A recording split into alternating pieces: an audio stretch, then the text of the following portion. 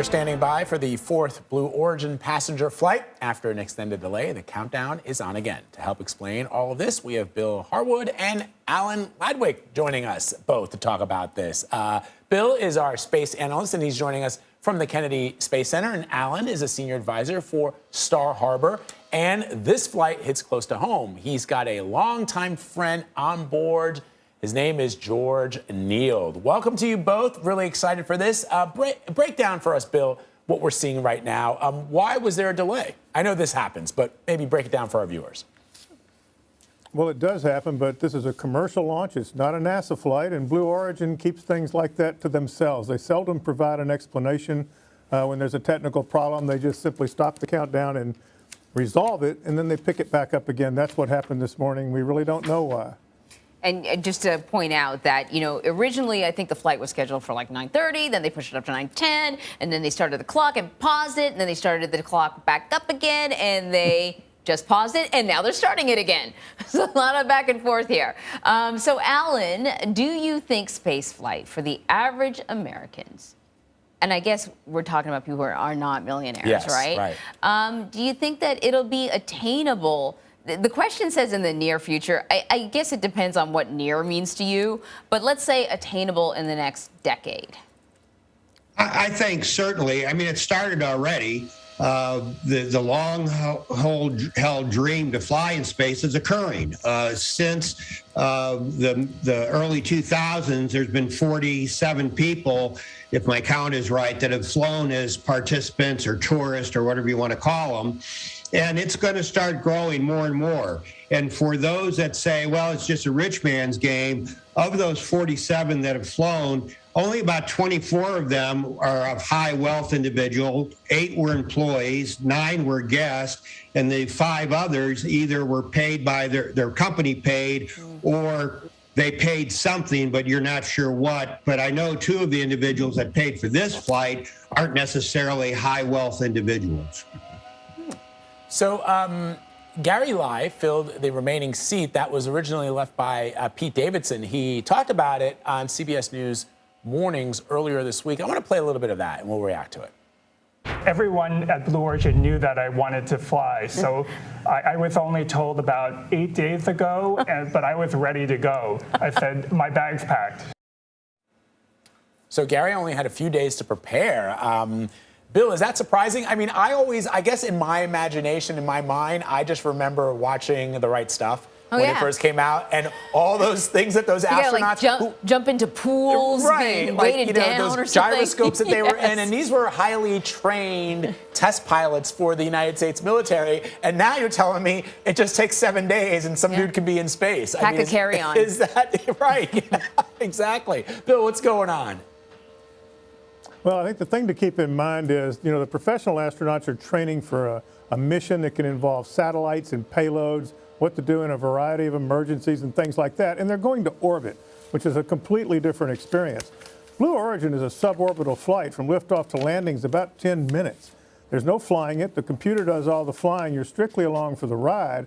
So the training really involves learning how to get into and out of your seats, how to be safe inside the capsule.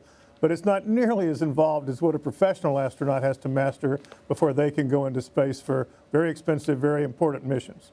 You know, one of the things that I find interesting about this current crew is there are several people on here who have really dedicated their entire their lives, or a chunk of their lives, to celebrating space, to inspiring people. You know, we have a woman who launched a nonprofit dedicated to inspiring kids when it comes to STEAM and education and space. And then Alan, your friend George Neild is on board. You know, what have your conversations with him been like? You know, he is a former administrator of the FAA Office of Commercial Space Transportation. I don't know if he ever thought, like, oh, this might be happening for him, too. He might be able to go to space. And just point out, the launch is almost there, about 10 seconds. 9, Actually, 8, hold that 7, answer, and we'll watch the 5, launch. 4, command engine start, 2, 1, 0.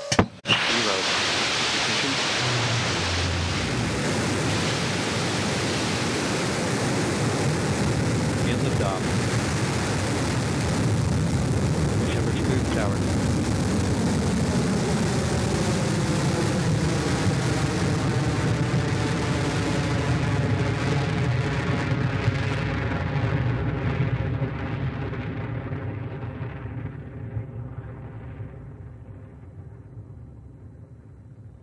DM passing 5,000 feet. Feet.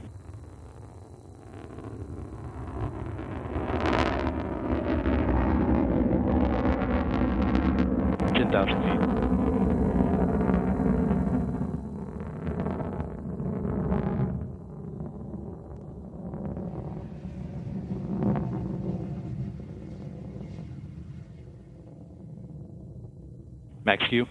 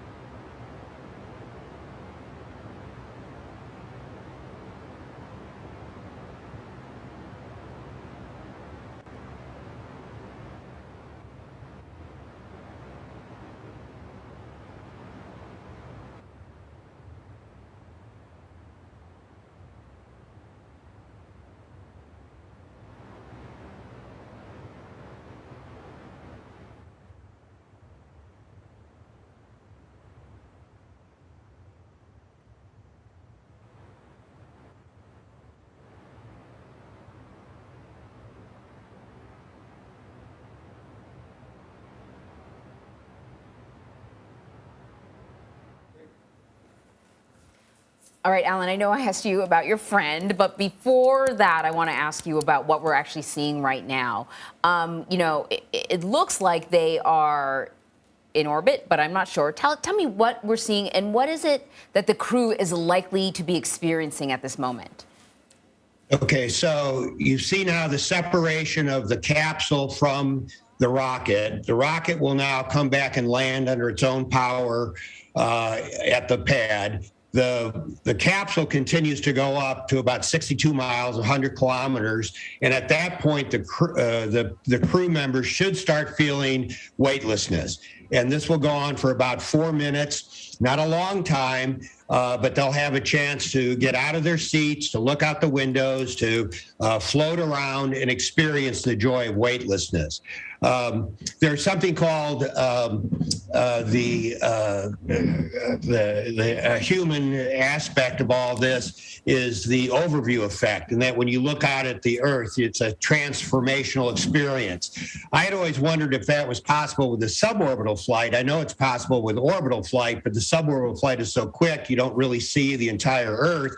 But certainly when William Shatner flew, he certainly had a transformational experience. So they should be enjoying weightlessness now. And that, as I said, goes on for about 4 minutes. Then the capsule will return to the launch pad by parachute, and the whole thing is over within not a very long time. And by the way, if you're going to fly in a launch, I'd like to be flying with the chief architect of the rocket. That's so true. There's your tour guide. Yeah, He knows exactly what's happening. So what about your pal? What kind of conversations did you have with him in anticipation of this trip? I haven't had a chance to talk with him since he was announced because it all happened so quickly. But I've known George since 2008 when he was at the FAA's Office of Commercial Space Transportation. He's a big advocate for commercial space, for space tourism. He tried to make sure there weren't too many regulations at the beginning to restrain these companies as they got their learning curve going. And it won't be till 2023 when some real more firm regulations take place. He's always wanted to fly in space. In an interview, he said he'd been interested in space since he was a kid. I didn't know this, he had been on one of those early Blue Origin flights, the one that went for $28 million. I don't know what he offered to pay, but if he's got that kind of money, he's buying lunch the next time we go out. Yeah, tell me about Wow. it. Oh, man.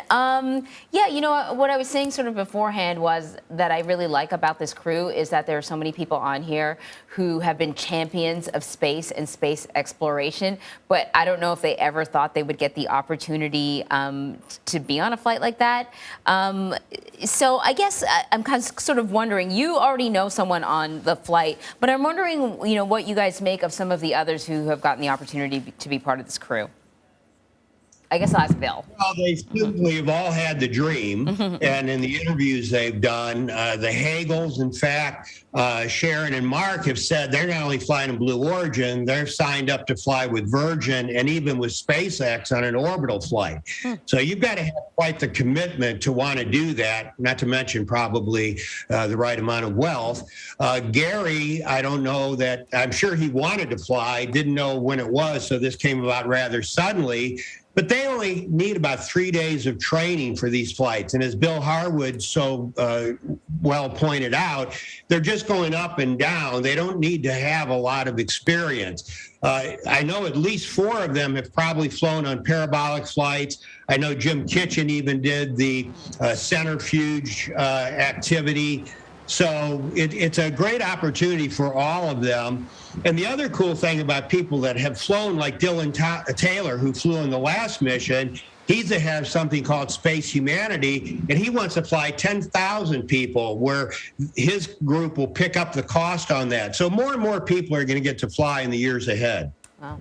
So it's very cool. So, Bill, explain to us what reentry is like. That's always been something interesting to me. I imagine, takeoff is fun and exhilarating, and as you're coming back down to Earth, I'm curious about the gravitational pull of the Earth and what people are experiencing as they come back. The landing looks like it would be rough, Yeah, doesn't it? exactly. Landings are always, for me, the worst part of on a plane, so I'm wondering what it's like here.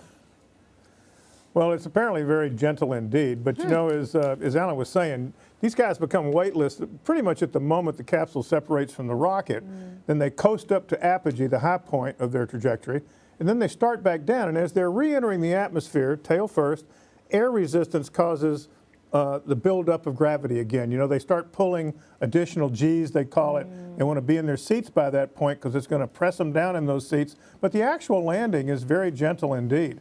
They're under 3 large parachutes, and then right before they touch down, they fire some air jets at the bottom of the thing to slow down even more. So they're actually hitting the ground at about 1 mile per hour around that ballpark.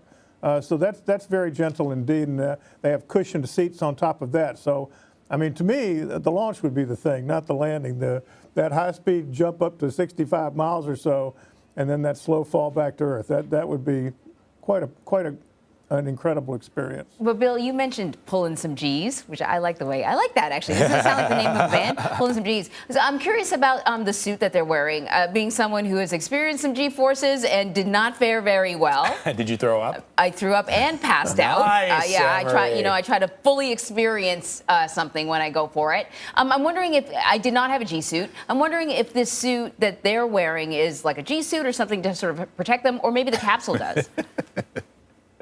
No, it's pretty much just a jumpsuit. I mean, it's nothing special in that regard at all. They're not experiencing the head motion, the kind of motion that makes people sick when you're pulling G's in high-performance jets. They're not getting anything like that in this capsule.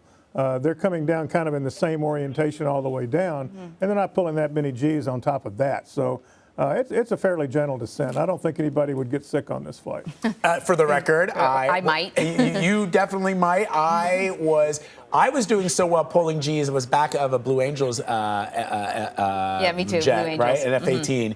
And I think the pilot was getting annoyed that he hadn't been able to make me pass out. So right before we were about to land, he says, I got one more thing to do, Vlad. That's what got me. Really? The hook. Yeah, the hook at the end. He said the same thing. He goes, I'm going to do a little like maneuver here and hang on tight. And so as he pulls this really, really tight G, I didn't throw up, but because we had GoPros in there. This was for CBS this morning, and there's a moment where I just go, I'm talking, I'm like, it's not too bad. And then your mouth droops to the side, and then I woke up and I'm like, did I pass out? And he goes, yeah, you did, for like a split second. Gotcha. Can I tell you and we're not talking about ourselves now, but my experience was almost exactly the same. So it was that one hook, and he said, "Are you ready?" And as soon as I said yes, I got hit, and then I suddenly realized I was floating, and then I thought, no, this isn't a dream. Yes, you are not a dream. You actually were unconscious. You were.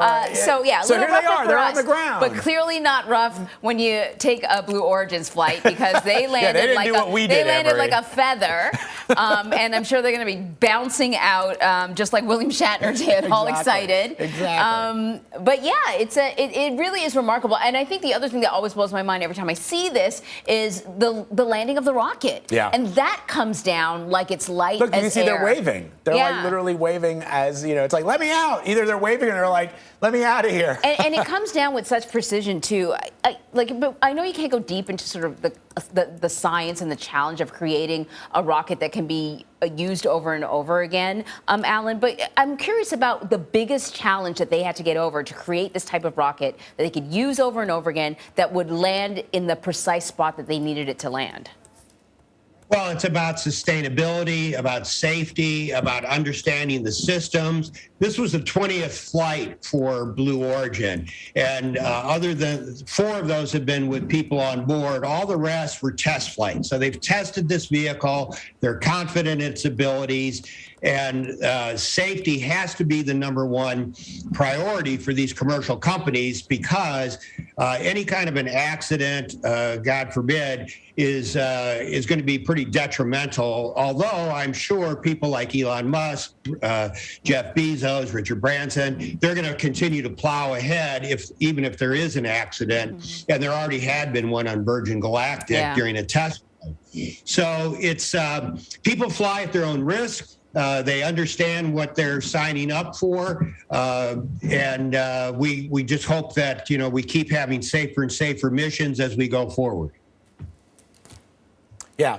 And Bill, so as we look at the capsule there and we wait for are we calling them astronauts, Bill? I mean, are they astronauts? No, what they're are they either called? crew members or passengers. Oh. As per standard, sir. Oh. Yes. Well, I don't know. Like, if I ever get the opportunity to go up, I'd want to consider myself an astronaut. I would say to standards, I am an astronaut. Well, you better get in that throw-up contraption that they do. Whatever you saw in the movies, you got to go through all that training. The training is what makes you the astronaut, not going up into space. Oh. So without the training, you can't call yourself that. Well, shucks. I don't know if I want to do that now. I mean, I thought the whole point would be I'd be an astronaut, Bill. So as we wait for the passengers to disembark from the capsule, I mean, what are your thoughts on what we just saw? Another impressive flight by Blue Origin. They clearly have this technology at a mature enough stage to begin launching on a regular cadence commercial customers, paying passengers, and of course that's been the goal all along. They said in their webcast leading up to the takeoff that they've launched 4 flights now. They're going to triple that this year. In 1 year, they hope to launch hundreds of people down the road. I will take exception to, I'm a skeptic on what Alan was talking about on the viability of commercial space flight. I don't see how the cost gets down enough to where the average person can go take a ride into space for decades and decades and decades. I mean, it probably will happen eventually, but it's not going to happen soon. And you're right, and he was right about, of course, some of these people were not paying customers, but that's all part of marketing. In some cases, when you put a Michael Strahan on the flight, Jeff Bezos himself, that's guaranteeing viewership and interest in your product. So at some point, the number of actual paying customers is what's going to determine the viability of this industry, and I think that remains to be seen. Yeah, I can imagine. Sorry, go ahead, Alan. I agree with Bill on that. We're a long way from bringing the cost down.